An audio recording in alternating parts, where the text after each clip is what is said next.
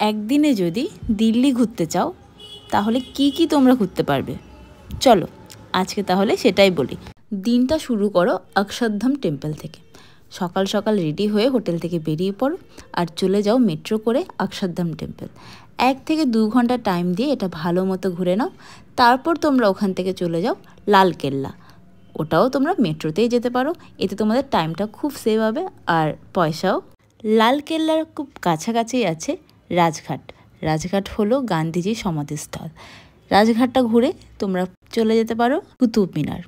এই 3টে জায়গা মোটামুটি খুব কাছাকাছি ডিস্টেন্সে, তোমরা মেট্রো করেও যেতে পারো বা অটো করেও যেতে পারো।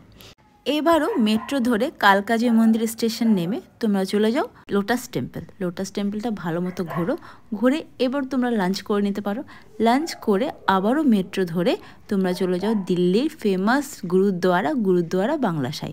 এর নিয়ারেস্ট মেট্রো স্টেশন হলো প্যাটেল চক। প্যাটেল চকে নেমে তোমরা খুব অল্প ডিস্টেন্সে গুরুদ্বারা ভিজিট করতে পারো।